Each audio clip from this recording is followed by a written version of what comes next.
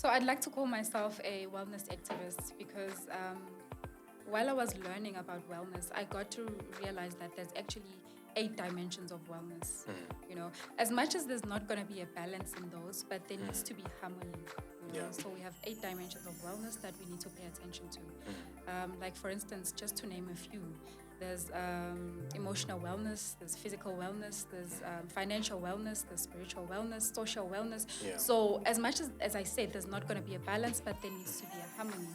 You know, so that's what I got to learn in the space of wellness. You know, and I got to understand that you need to try by all means to keep all these dimensions in harmony. There's awesome places. We've got Raise Corp. That's when I started. I started with their 6 months program. There, my business was still. I was still, using a taxi, you know. Yeah. So I got into their 6 months program, and then I went to their 2-year program, and then after that, got into the SAP program, SAP Yeah. Tolona program, and NYDA has also been helpful. Yeah. You know, CEDA has also been they've been great. Yeah. So there is quite a lot of support for There is business. support out there. Yeah.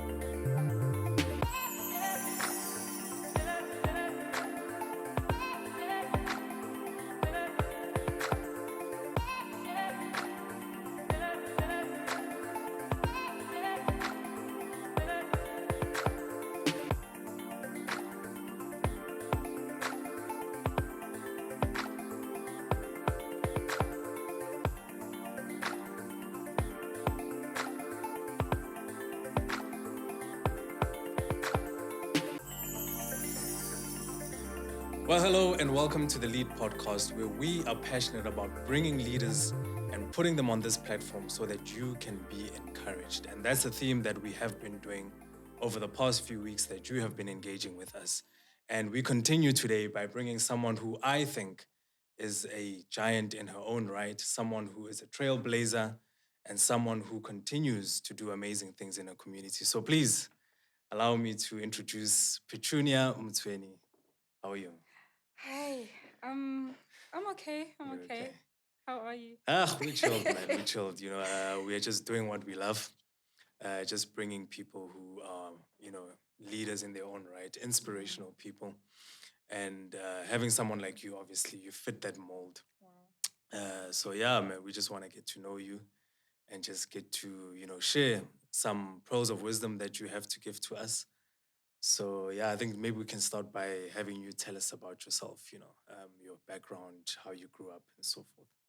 I always, that question always scares me. Like, tell us about yourself. Like, okay, what is there to tell? Yeah, yeah. But Well, where were you born from? Okay, Yeah. I was born in Springs, Yeah. but I think we stayed there for about 2 months because Yeah. my mom and dad got married, so we moved to Witbank. Mm. Then in Witbank, we stayed in Ackerville Mm. with my grands. Then after that, we moved as Nambe in Extension 5, and then, yeah. Mm. So you've pretty much traveled mostly in Witbank. Yeah. Do you have any memories, though, of your time in Springs? Not really, because we only moved when I was 2.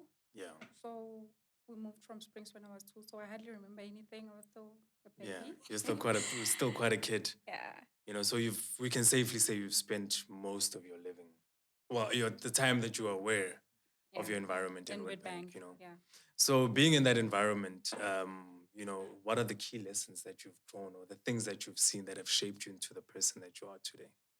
I grew up in church, we grew up in church, and I always would look at women wearing high heels and like basically pastors, and they would really inspire me, and I wanted to be like them, I wanted to be so confident.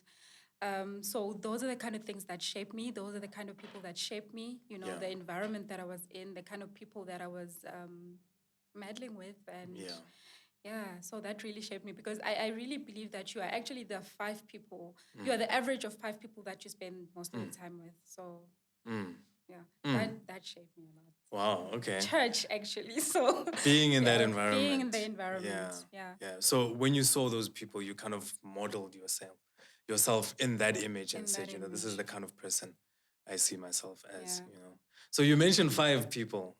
you're the average of five people. I've never heard that term before, but I like it, you know. Give me a list of those people. I don't want you to list all of them. I wouldn't put you under that much pressure. But the people who have had an impact in you becoming the person that you are. One of them has to be Pastor Malindi. I'm sure she doesn't even remember me, I think. I don't know. But yeah, you know, she really shaped the person that I am, because when I would look at her going on stage rather, Yeah. I would see the confidence in her, you know, and growing up with low self-esteem, you know, I would see her and the confidence that she portrayed. Yeah. For me, that really stood out for me. Like, Yeah. I wanted to be like her. I wanted to speak like her. And, you know, I wanted to be a preacher as well. But yeah, life has its own ways. So, well, they say you never know, you know. You know, life is just chapters, hey? Perhaps yeah, that that's chapter true. is somewhere in the offing, you know, in the future. Yeah. Who knows, you know? But I'm fascinated about you know, you talking about struggles with self-esteem and whatnot. And I'm saying this because, you know, you are considered as a leader, someone who's doing very well for herself. So, you know, on the surface, to most people looking in from outside, that requires a lot of confidence to build that life for yourself. So I want to know, you know, what struggles or how did you manage to transition from that area of struggle into building yourself up into the confidence that you have to become the person that you are today? I wouldn't really say I'm so confident now, but I'm a work in progress. I'm still working on it. You know, I'm still working on my progress, on my confidence rather. You know, please ask the question again. Well, the question was more around your ability to transition from an environment where you struggled with low self-esteem to becoming the person that you are today. So I I know think there was a fight, there was a battle. a whole battle. You know, I think it's how you talk to yourself. You know, when you look at yourself, what is it that you see, or what is it that you want to see? You know, because I started watching the way I talk to myself a lot, because I remember when my low self-esteem started, I would criticize myself about a lot of things. You know, I remember back in primary, I've never been a I've always been skinny, you know. And then in high school, they would every time they would make an example. You know those stick figures, those we used to call them stick figures in action. I don't know if you still remember them. Yeah. So every time they would see that person, or those stick figures, they would say, "Look at Petunia. This is Petunia." Yeah. You know. So that really affected my self-esteem, Yeah. because I remember even back then, even during summer days, I would wear my dry mag, wear blazers, and make sure that I'm wearing long pants, you know. But then growing up, I had to rewire my brain, if I can put it that way, you know, and start talking to myself and start accepting myself, because I believe it starts with accepting yourself the way you are, because honestly, you can't change. There's things that you can't change.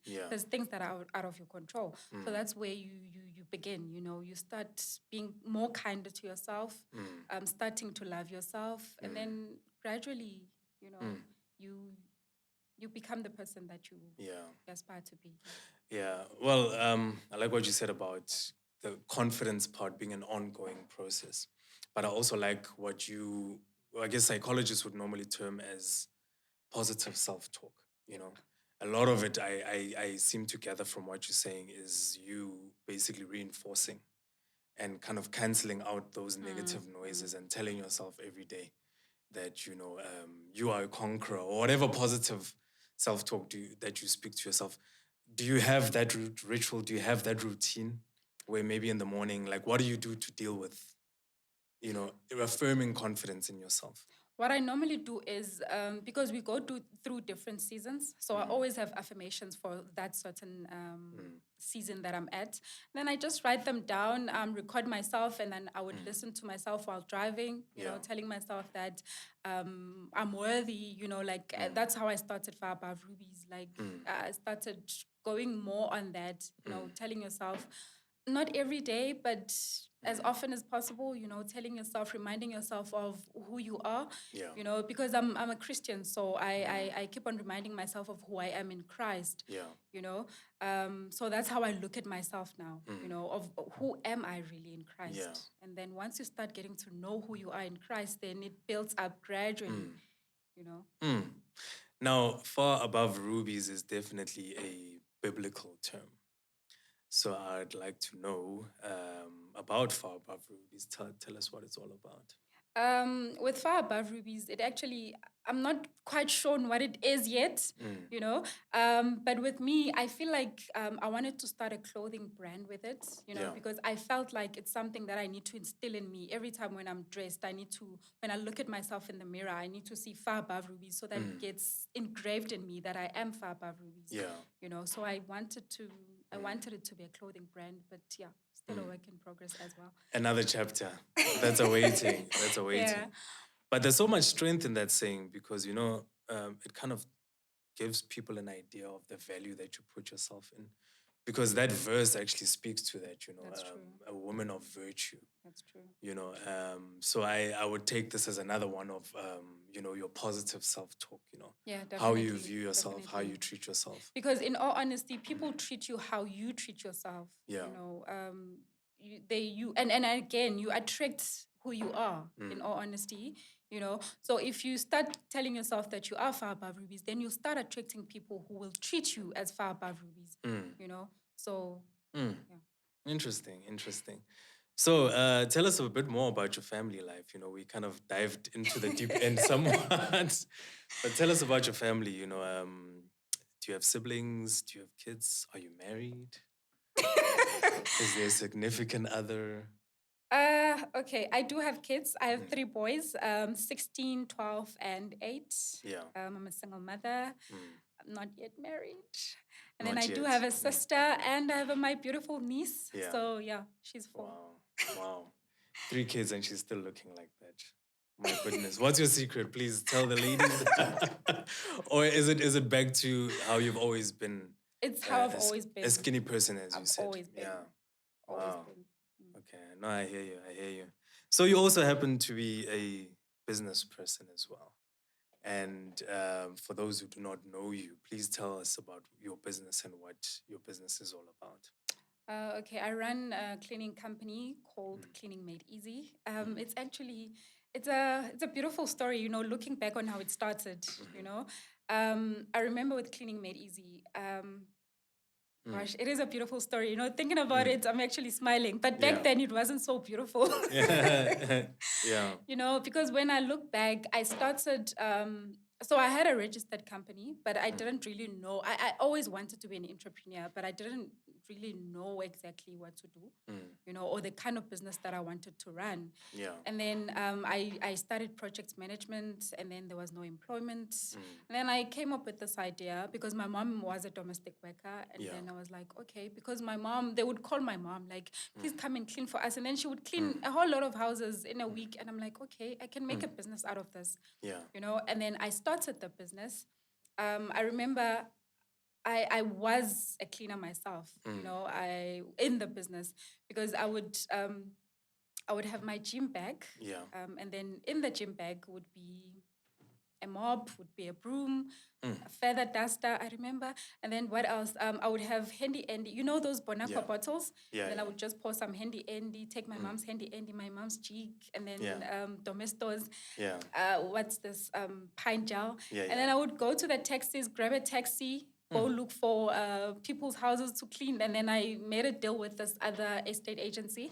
Then they would hire me to clean their houses. I used to travel with taxi. And I would do the cleaning myself until we started growing. Then I had to now employ people. That's fascinating because most people look at business people as these glorious people who have it all and they've got people working for them.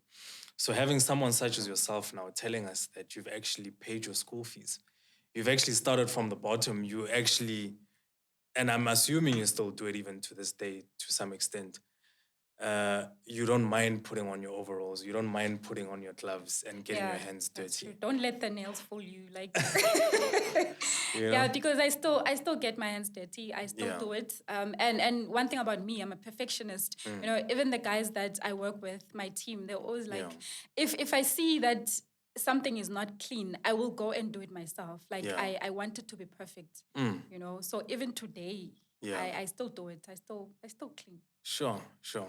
That's beautiful, you know, because most people would think that a business is something that at some point, you know, as I said, as a business person, you kind of move away from doing the actual work on the ground, and you start sitting in some cushy office. But I know in our discussions before this, you said that you hardly spend time in the office. Actually, you mostly like being on the ground. Is that your style of leadership? You like being hands-on? You like being someone? Not really. I believe in being hands-on, but I believe in training the people, because what's going to happen when I'm sick tomorrow or something happens to me, the business has to go on, the show has to go on. So I'm trying to actually train my team to pay attention to detail just like me. Yeah. So I feel like we're still in that phase where I'm still training them, to just pay attention to detail. Yeah. That's just about it. Sure. So I'm still training them to get there. And then talk to me about support. We all know the difficulties of starting a business. I know that, getting finance, getting access to mentorship can prove to be a very difficult thing. So just walk us through some of the assistance that you've received to help your business to get to where it is now. There's awesome places. We've got Raise Corp. That's when I started. I started with their 6 months program. There, my business was still. I was still, using a taxi, So I got into their 6 months program, and then I went to their 2-year program, and and then after that, got into the SAP program, SAP Tolona program, and NYDA has also been helpful. CEDA has also been they've been great. Yeah. So there is quite a lot of support for there business. is support out there. Yeah. There is support. You just need patience, especially with your CEDAs and your NYDAs. You just need your patience, and you need to keep pestering them. Yeah. You need to keep on knocking. Yeah. I think everyone who deals with government, unfortunately, has to understand that things do happen slowly. But we're happy to know that at least it happens. There is help, definitely. It does happen. Do you also have mentors, people that perhaps were in your industry or in another industry, but who just took you in and kind of walked you through, the business space, especially when you had struggles? They would assist you and counsel you and guide you. Do you have anyone like that? What I like about these 2 programs that I've been in, you get mentors there. Yeah. You get mentors that you even communicate after even the program is finished or the program has ended. So I have great mentors like Ando Masego. He's been my SAP mentor, and he's still here even. Your Tepo, Serokolo from Raise Corp, they still walking this journey with me. Yeah, so. Interesting.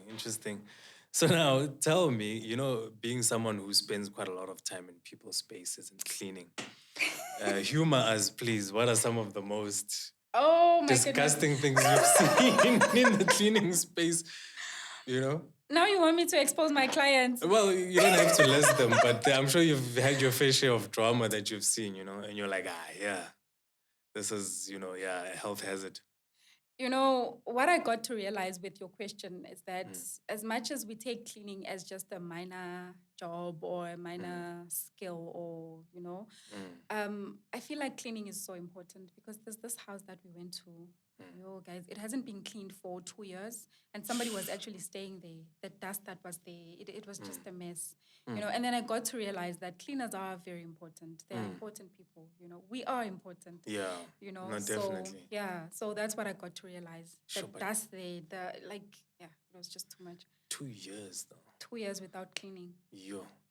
Wow, I can only imagine how that is looking right there, So, the other thing I wanted to ask you as well is your service offering. Like, what do you offer as your services in the cleaning space? Okay, we offer deep carpet cleaning, we offer upholstery cleaning, we offer spring cleanings, pre and post occupational cleaning, pest control as well. Okay, let me stop the lorry right there. Post occupation cleaning. Now, these terms are very heavy for me, so please clarify.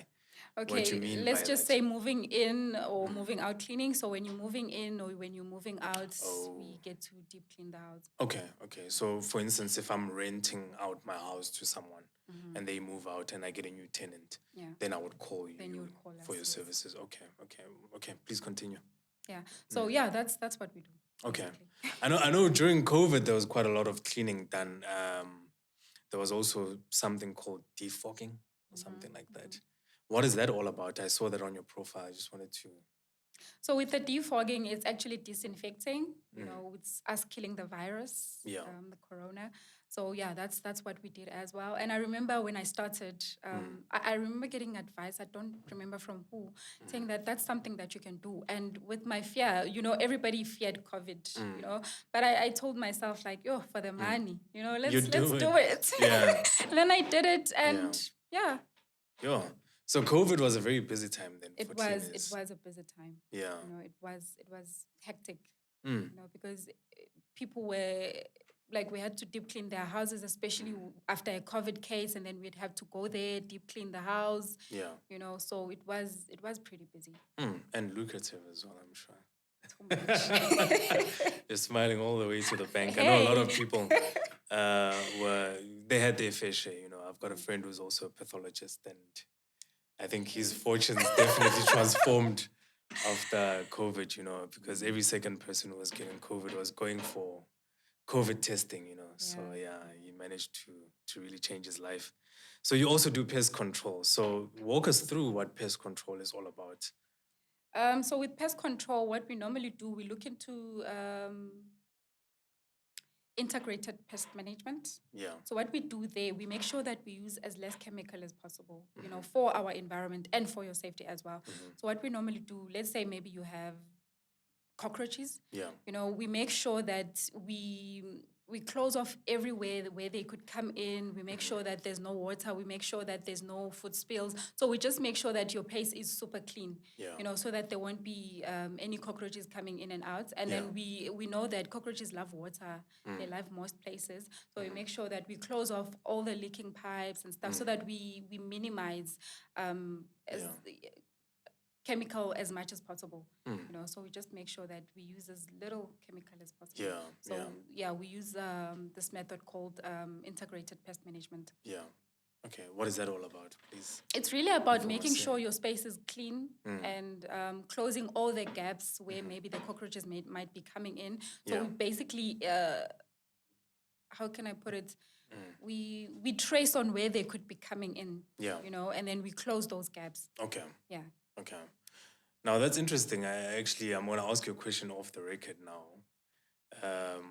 I've noticed where I stay, there's quite a lot of insects that are flying, and someone told me that there's actually termites. So what does this mean? Does this mean that very close by us there is actually a mound somewhere and these things are reproducing? It could be. Is it? Yeah. So what would you normally do under that situation? So under that situation, we first need to check where they're actually coming from, and then once we find where they're coming from, then we're gonna deal with that place. Yeah. Because it's gonna be useless for us to come and fumigate your place, and then the next thing they come back again. Yeah. So we need to find the root cause on where exactly are they coming from, so that we can deal with the root cause. Just like cockroaches, we can't just come to your house and then fumigate the cockroaches, but not making sure that all the leaks are closed. Yeah. So yeah. So then tell me, what's the most rewarding part of all of this? You having started a business, having been hands-on involved in it, seeing it grow and mature, what would you highlight as the most rewarding aspect of this business? One of the highlights of everything was actually having to build myself. I feel like you get to build yourself to become the person that you basically creating yourself. And that was the most amazing. That's the most amazing part. Building yourself and pruning yourself where needs be. So yeah. It's really about building yourself. And another thing that really stands out for me, is the people that you get to help along the way, man. Like getting all the thank yous, you get to see that, this is my purpose. Something worthwhile. So. And I think also, it also speaks to your humility as a person. I don't think there's many people who would actively go into an environment where they would do something that is kind of looked down at as cleaning. And I guess it speaks to your character, because some people would just say, this is beneath me, right? But yeah, you say, we must not be deceived by the nails and everything. You don't mind going into that environment. But have you been in situations where you were discriminated against because of, the industry that you're in? A lot, actually. Like when you say I run a cleaning company or cleaning services, people would be like, that's an easy space to get in. That's not a real business. Yeah. So that's when I was actually discriminated a lot. Like, Yeah. cleaning is just cleaning. That's what Yeah. they say. You just get into a person's house. Anybody can run a cleaning business, and which I believe is not true. Yeah. Cleaning is not just cleaning. You need to pay attention to detail. Yeah. You need patience. Yeah. When it comes to cleaning. And as I said, most importantly, you need to pay attention to detail. Not everybody can clean. Not everybody can clean. That's one thing that I've noticed. Yeah. So you need to train people. It's actually a skill. Yeah. And I'm sure there's also some accreditation that you yes. get. Like, for instance, what sort of accreditations do you guys have now? I'm so excited that now we are part of the National Cleaning Contractors Association. Yay. It's a great milestone. And then we're also part of the NBC. Okay. The NBC is actually taking care of our employees. Okay, what does NPC mean? So, what does it stand for? What does it stand for? Okay. All right, yeah. National Profit and Fund something, but there's a B somewhere. Oh, okay. So this is more labor related. It's more labor related. Okay. Sure. So even pest control, as I believe there's also accreditation. Yeah, there is accreditation, but we haven't really applied for that yet. Okay. So cleaning then isn't such an easy thing because you need to be accredited. I mean, if you say that there's national bodies, and I've seen some tenders and contracts that are, published. In most cases, they do ask for cleaning companies, but they say you have to be a member of a specific goes to body. Show that it's not just cleaning. Not just anyone can just come in and do it. There must be a set way and structured way of doing it. So I am pretty sure then that that dispels the myth that cleaning is an easy thing to do, But talking about accreditations, I just want to move out of your business now and look at your educational background. What have you studied? What are you studying? What are you busy with? Okay, I have a diploma in project management, and I don't know why I did that, in all honesty, because I haven't used it, but now... I beg to differ, but I'll tell you why. Okay. I'll tell you why. Yeah. So I have a diploma in project management, and then what else? I did an NLP course, so now I'm a neuro-linguistic programming practitioner. Yeah. And then I'm doing my first year in psychology as well with UNISA. Fantastic. Sure. So you're running on 3 fronts. Well, 2. You're already done with your project management. Before I come to project management, now educate us, the uneducated. What is a neuro-linguistic practitioner? Okay, what neuro-linguistic practitioners do, they actually help people get to understand their feelings, get to understand their thoughts, and get to understand their emotions. You get to understand the relationship between these 3. Because as we said earlier about my low self-esteem, I got to realize that mostly what affected me were my thoughts. So my thoughts affected my feelings about how I feel about myself, and how I feel about myself also affected my actions. So NLP is really mostly around that. So we have some techniques to actually help people get to build their confidence, build a relationship with themselves, communicate better. So that's what it's all about. I can see it tying with what you're currently studying, because you said you're doing psychology as well. But before we get into that, I want to deal with the issue of the project management. Okay. So running your own business, essentially. It is a project on its own. It's a project. Yeah. Because daily people ask you for business. I mean, people come and ask you to perform a service. And that service must be done within a specific time, at a specific budget. Yeah, and you need to manage all of that. So I guess it did help you in some way, when I think about it now, as you responded, I was like, man, every day is a project, actually. Every day is a project. Even every managing job people. Is a project. Yeah. Because you need to somehow, through all of this, do it on time and on budget so that you can make profit. And that's essentially what project management is, Looking at it that way. I think that's definitely project management on a daily. Yeah. But now you said that you are also doing psychology. Walk us through what that is all about. My love for psychology started with when I was diagnosed with depression and anxiety. I wanted to get to understand how my brain works and why I behave a certain way. and then I fell in love with psychology, and I wanted to know why people behave the way they do, Yeah. and that's what got me to the psychology field. Wow. And you say you're doing your first year. So how many years of study is it? It's 4. Sure. Okay. And then when you emerge out of this, can we call you Dr. Pertunia? Wow. No, fantastic, man, But yeah, what key lessons, like interesting things that you've picked up from psychology that you would like to share with us here today? I got to realize that actually our childhood actually affects our adulthood, if I can put it that way. How we are raised or how we grew up is actually affecting us now that we are all grown. Yeah. So that is why there is this hype on healing the inner child. Yeah. There is this hype on learning to process your emotions. So those are the interesting things that I got to learn in psychology. Because most of the time we suppress our emotions, and then later on they catch up with us. Yeah. So that's what fascinated me with this whole projects management thing. Psychology. Psychology. Yeah. Now, obviously, also being in such a subject, it gives you some time to actually reflect on yourself as well. You learn a lot about yourself. That's true. So briefly tell us, what you've discovered about yourself. Oh my goodness.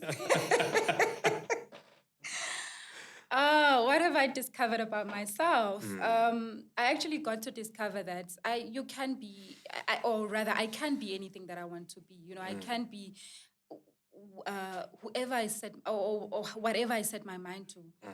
That's what I got to realize, and that with everything, man, it takes time. Yeah. It really, like, for instance, I used to struggle with focusing.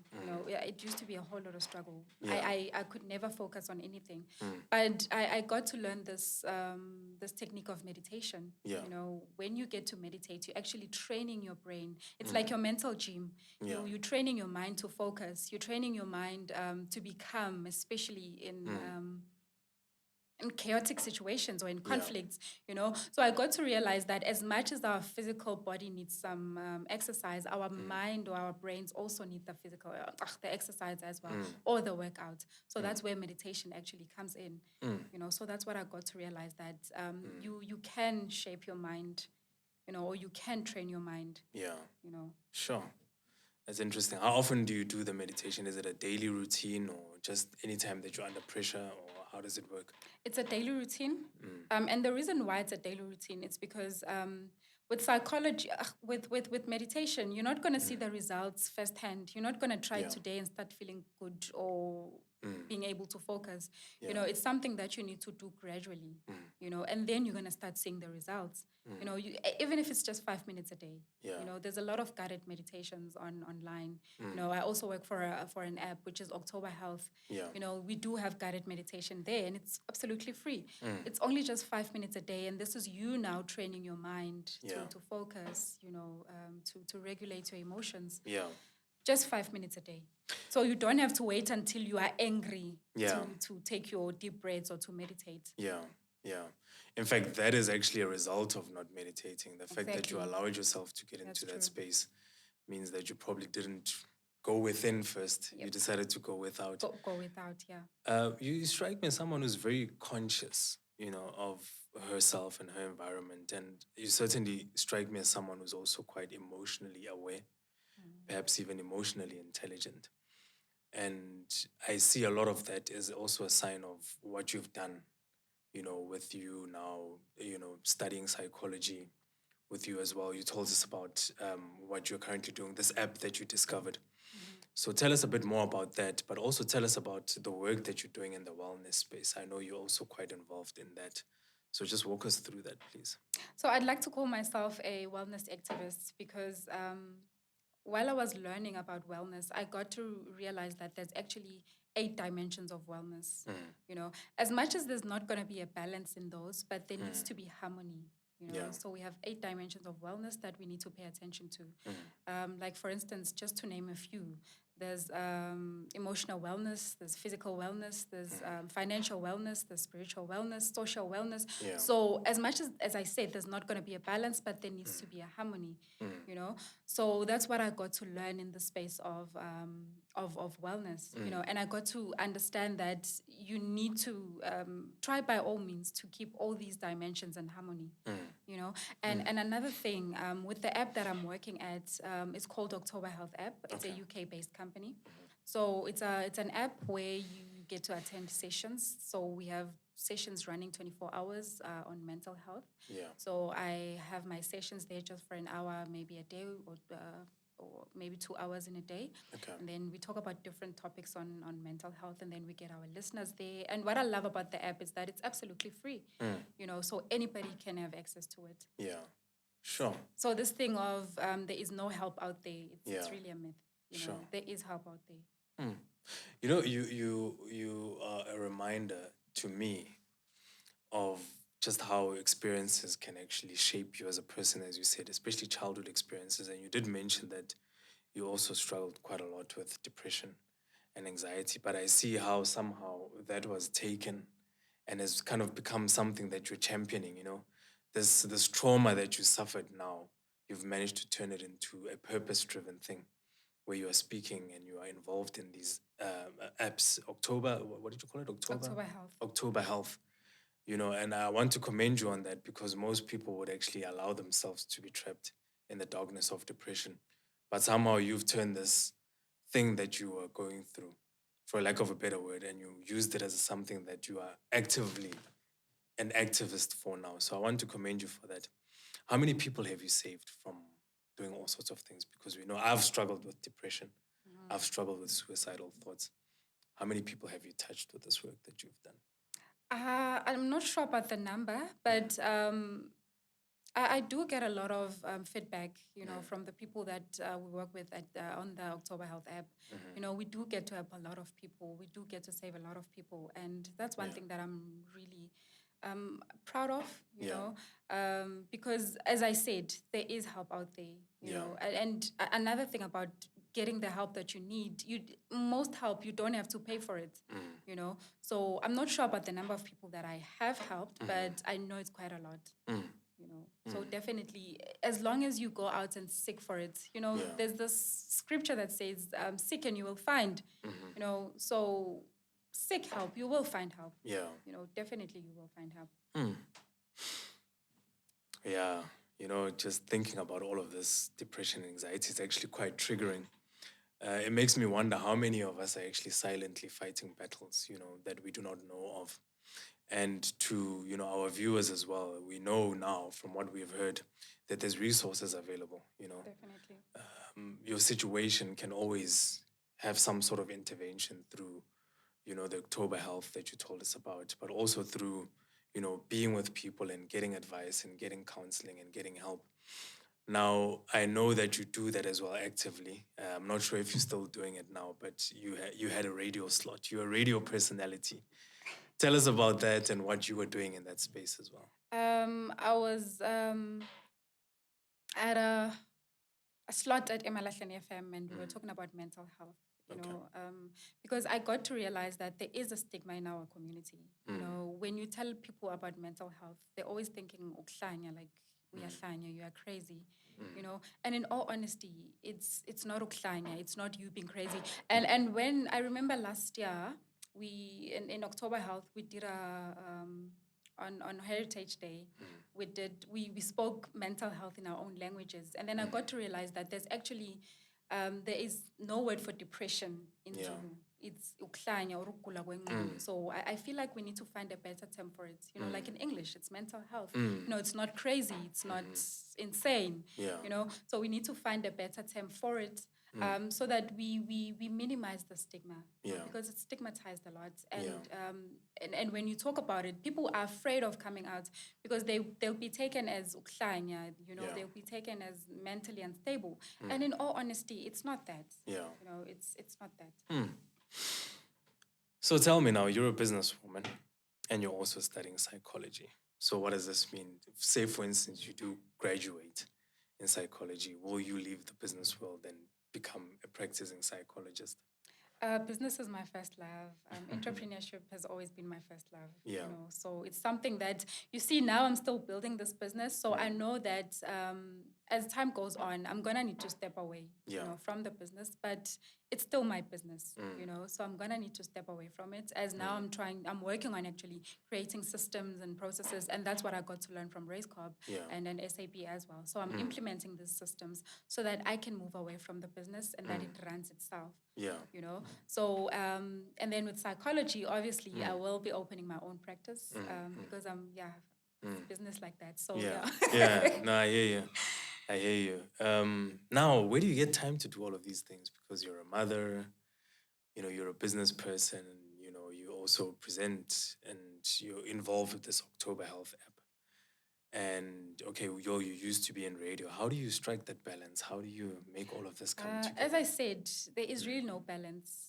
In all honesty, I don't believe in balance, but there is just harmony. You need to find ways on harmonizing everything, and fitting everything in. Like for things like with time management, it's very, very much important, which is a course that I also did in October Health. So it teaches you to prioritize. So there's this I don't know what to call it, the Eisenhower matrix. So it teaches you how to prioritize your tasks.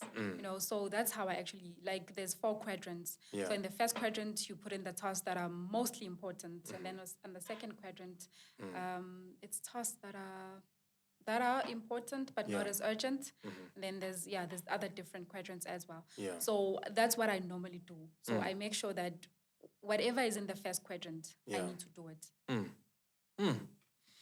Yeah, I know we are learning. Yeah, definitely. We are learning. So do you ever see an environment where perhaps what you're doing in cleaning or in business actually merges with psychology? Like, because I think everything, I look at everything as being purpose driven. Yeah, that's true. I don't know if you've ever thought of somehow a psychological cleaning environment, however crazy that may sound, but using psychology, and using cleaning to kind of create something that has never been seen before. I really believe those two are linked together, because if you can maybe look at your space, in a very unclean environment, like how would you feel? And then when you go to a serene environment, in a clean environment, you'd feel peaceful. Yeah. You'd feel at peace. You'd be more connected with self. But when you look at in a very, or let me say, cluttered space, you wouldn't feel the harmony, the peace that you would feel in a serene and clean environment. So they are linked together. So the strategy now would be to get people to think in a clean way. So your messaging, for instance, in your business would have, using psychology would be to turn people's mindsets to be more cleaning focused. Just like there's this book that's called Declutter Your Mind, as much as we declutter your space as well. You can think much more freely when your place is clean. I know I've heard many stories of that, if you want to study, for instance, if you want make sure that your space is clean first before you start everything. That's true. Sure. Wow, very interesting. I'm learning a lot here. The other question I wanted to ask you is, there are many young people who have had the fortune of getting into business and have had the misfortune of losing business. COVID came and went. Some people lost it because of that, but some people it's purely because of bad decisions. I know that there's some people who are in business now, and some people have cleaning companies who are watching this as well. What advice or what pitfalls would you give to people who are currently in business, especially young people who are doing business now? What I can say is have a not giving up spirit. Never give up until you see your vision coming to life. Yeah. Don't ever give up. Don't make that mistake. You can rest. Yes, you can take a break. That's okay. I've taken a whole lot of breaks. Yeah. People close to me, they know how many breaks I took. It's countless, But you can rest, but never give up on your vision. Never give up on your dream. Yeah. That's what I can say. Like never. So how is going through dark periods in your life also assisted you in doing this? Because most people would give up. Do you recall instances? Give us maybe examples of where you went through some really dark times and you somehow found yourself. fighting and just, overcoming them?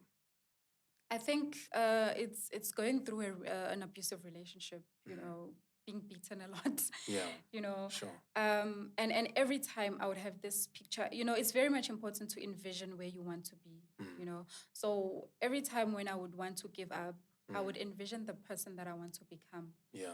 I would want to see that person vividly. I would just close my eyes and see the Ntombi or the Petunia that I want to be. And that Petunia or that future Petunia would just raise me up Sure. from the ashes. Yeah. And even with losing my mom, it was my biggest fear. I even talking about it, I'm getting so emotional. Yeah, like yeah. I felt like if I'd lose my mom, I'd want to go with her wherever she's going. Yeah, you yeah, know. understand, And look at me now, because I always envisioned that Petunia making it. Yeah. I always envisioned that Petunia being strong and resilient. And it I really believe it starts in your mind. You need to create that person, that future in your mind first. Yeah. That's why vision boards are so important. Because seeing your future, Yeah. it's what motivates you, because Yeah. most of the time motivation dies out. But when you have this picture of where you want to go, Yeah. that is just going to raise you up. Having a picture of where you want to go leads me to ask you now, 10 years from now, where do you see yourself? Where do you see your business, and where do you see yourself?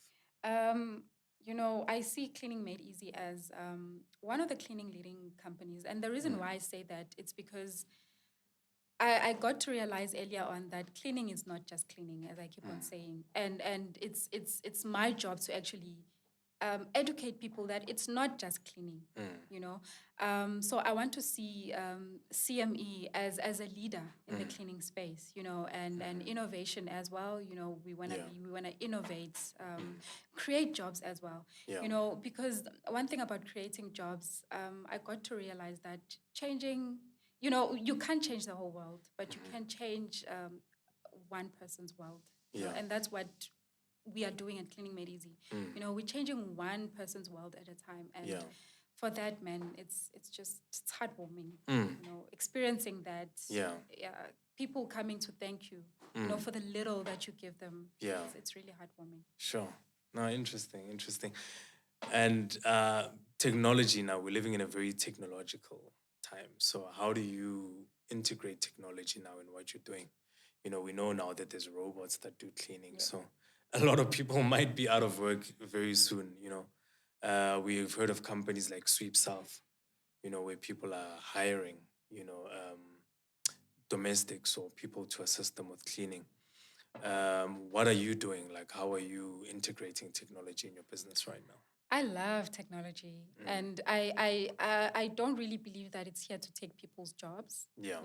I really feel, or I really believe that AIs or robots and us humans can work better together, because in all honesty, as I said, cleaning is really about paying attention to detail, and a robot will not pay attention to detail. So you will also need that humanly touch, in your space. Yeah. So as much as we're going to be having robots which are going to be helping us work faster, but we also need that humanly touch.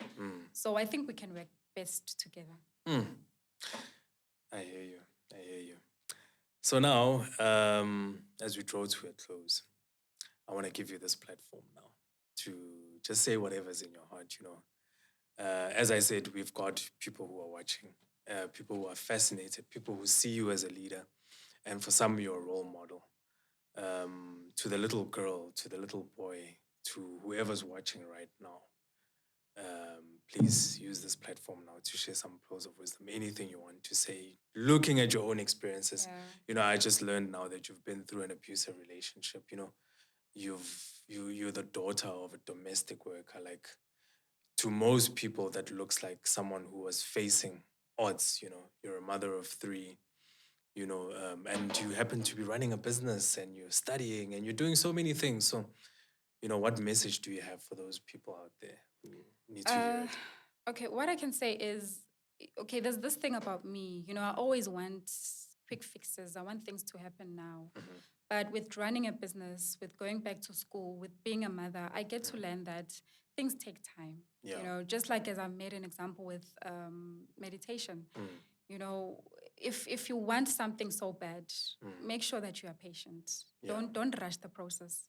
You know, experience everything, feel every feeling, and again, with talking about feelings, you know, don't suppress your feelings. You know, Yeah. whatever you're feeling, go through it. You know, just like this thing of I lost my mom 2 months ago, and I wanted this feeling of sadness, this feeling of anger to just go away. But then I got to learn that no, just go with it. You know, the only way through it is to actually through it. Yeah. You know, so give yourself time, be patient with yourself, and most importantly, self-compassion. You Yeah. know, be compassionate with yourself. Yeah. Look at how you talk to yourself, and again, watch the tone of your voice when you talk to yourself. And what I normally say to myself is, speak to yourself the way you would speak to a friend that you love so much. You know, address yourself that way. So be kind to yourself. We all make mistakes. Yeah. You know, nobody's immune to them. So be kind to yourself. Yeah. You know, and enjoy the ride. It's a process. You know. It definitely is. You know, my takeaway from this is the patience part. I think I've been fortunate to know you for well over 10 years now, and I've seen how you started this business and how you grew with it. And I've walked this journey, you know, from afar, obviously, and watching you build it and the highs and lows. And I just want to commend you, you know, for sticking it out. I think for me, the lesson, and this should be the lesson to all people in business, you know, that great things do take time, you know. It's not an overnight thing. Success is not something that will happen at a snap of a finger. There's quite a lot of sweat, probably a lot more tears, Yep. and definitely some blood along the way. Sleepless nights. You know, but yeah, I think there's nothing more rewarding than sitting back one day and looking at the work of your labor, looking at your ability to be able to take care of people's livelihoods, looking at your ability to, as you say, you know, put a smile on someone's face, you know, help someone and have someone coming up to you and saying thank you. And I think that's worth, you can't put a rand value on anything like that. So yeah, with that being said, man, I just want to thank you for coming onto our platform. Thank you for having me. But before I close, I always ask our guests, you know, we're not only a talk shop, but we're also about empowerment. We're also about development. So part of that means that we educate. We do not only inform, but we also educate our viewers. So we'd like to invite you to be part of a webinar program where we teach people about, you know, your particular field. For instance, if you're in cleaning, then we have a seminar and introduce people into the business of running a cleaning business, for example. Is that something that you would sign up for? Definitely, I'm in. Lovely. Well, there you have it. There you have it from the horse's mouth itself. So yeah, with that being said, thank you so much for coming onto our platform. And thank you, our wonderful viewers, for following us, for being with us, and just learning, for leading, empowering, and developing. That's what we're all about. We bring them to you so that you can learn and grow and become the next leader of tomorrow. And until we see each other next time, we wish you all the best. And we'll definitely be seeing each other very soon. Thank you. Keep on. Take care. Bye.